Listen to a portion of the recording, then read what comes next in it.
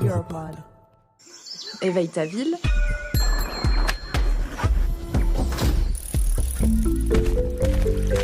Le podcast des initiatives écologiques et sociales des territoires en transition. Vous voulez contribuer à protéger la planète, mais vous ne savez pas par où commencer? Vous êtes au bon endroit. Je m'appelle Hildegarde. Et moi, c'est Kelly. Nous sommes journalistes et pendant 5 mois, on a parcouru l'Europe en transport en commun. Notre objectif, documenter des solutions concrètes pour faire face aux crises écologiques et sociales et leur permettre de traverser les frontières. De l'Allemagne au Portugal, en passant par l'Italie, l'Espagne et la Roumanie, on vous emmène à la rencontre de citoyens, d'associations, de chercheurs, d'entreprises et d'institutions qui façonnent les villes de demain. Dans ce 11e épisode, nous sommes toujours à Salamanca, en Espagne.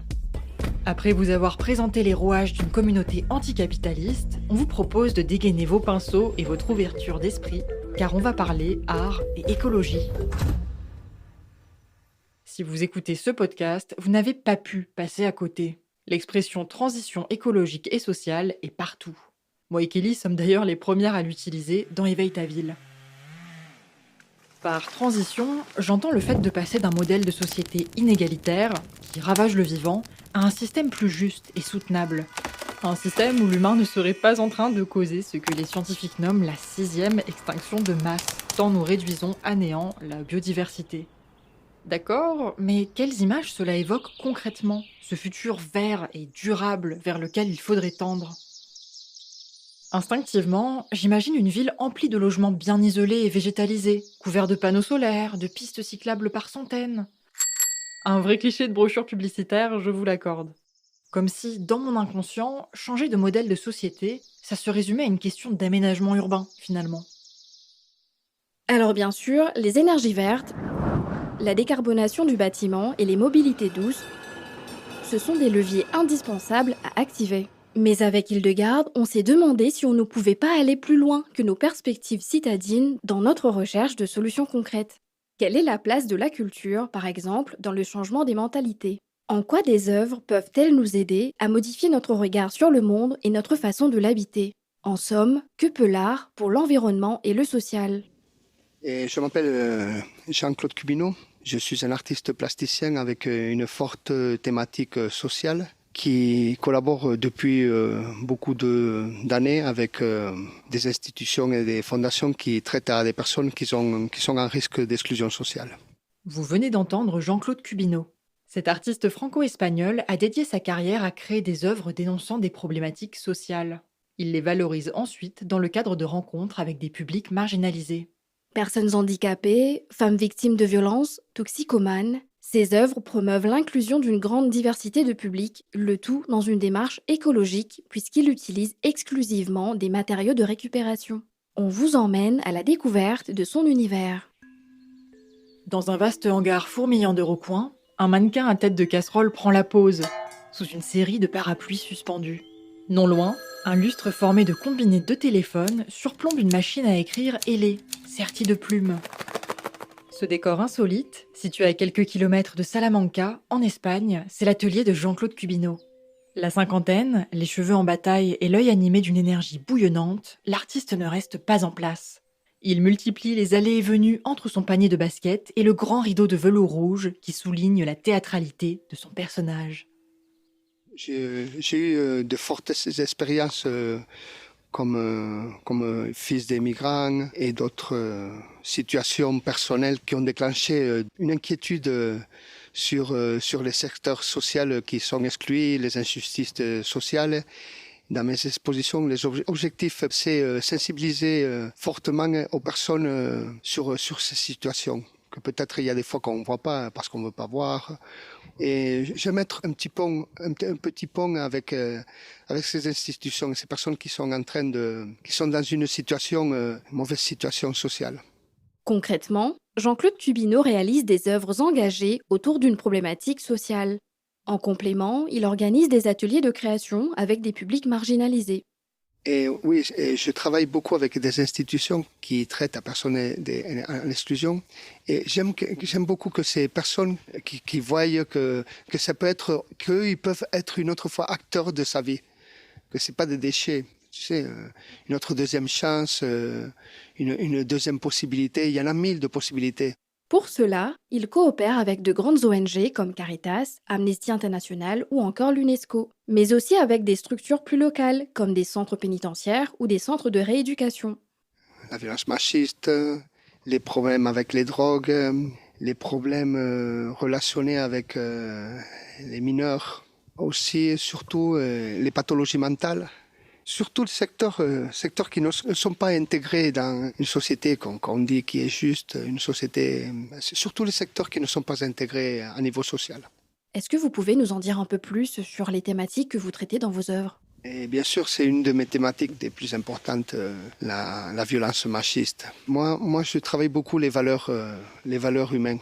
L'égalité, et le respect, et la tolérance, tout ça c'est très important, c'est des mots très importants pour la société. Et chaque exposition c'est une intention de mettre une autre fois en actualité les valeurs humaines. Et je travaille beaucoup la situation de la femme dans la société, beaucoup.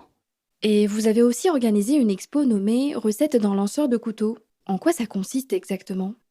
J'ai utilisé des objets de la cuisine pour interpréter d'une manière poétique et surtout le lieu. La cuisine, c'est le lieu domestique où se créent les problèmes. C'est la femme qui doit être dans la cuisine, les problèmes c'est dans la cuisine et la cuisine c'est comme une prison. C'est une prison symbolique.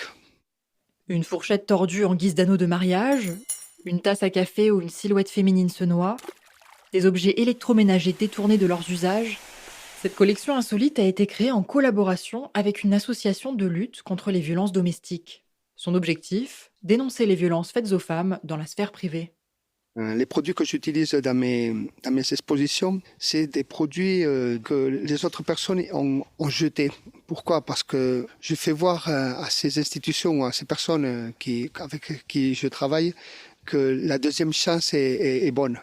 On peut pas jeter les choses. Et utiliser des objets du quotidien, voire carrément des déchets, ça fait justement partie de la philosophie artistique de Jean-Claude Cubineau, mais aussi de sa démarche écologique. Il se définit d'ailleurs plus comme un recollecteur de choses non désirées que comme un artiste. Je travaille avec beaucoup de matériaux desséchés et recyclage. Et je fais l'action de créer à travers de ce produit. C'est un petit peu l'action du ready-made de Marcel Duchamp, mais avec une intention un peu plus actuelle et qui cherche à sensibiliser à ces personnes avec qui je travaille sur la situation on peut croire une autre fois à une autre vie. Tu jettes un produit qui n'a plus de vie, c'est un produit qu'on a jeté. Moi, je le prends, je le reconstruis, je l'interprète d'une autre manière et je le situe une autre fois dans la salle d'exposition. J'ai fait une œuvre d'art entre guillemets. En s'allumant une cigarette, Jean-Claude nous surprend. Brusquement, il envoie son briquet par terre. Vous voyez ce briquet ? Nous harangue-t-il en se baissant pour le ramasser. Eh bien, dans mes œuvres, je prends ce que la société jette. L'artiste dresse ici un parallèle entre l'utilisation d'objets de seconde main, jetés ou délaissés, et les personnes que notre société productiviste considère comme des déchets, entre guillemets. Son but, c'est de montrer que l'on peut, et surtout que l'on doit, offrir une seconde chance aux deux. Dire non à l'obsolescence humaine et matérielle, et donner de la voix à celles qui portent moins. Exactement comme la voix de la nature. Avec l'animation qui le caractérise, Jean-Claude nous emmène jusqu'à un gramophone en cire d'abeille.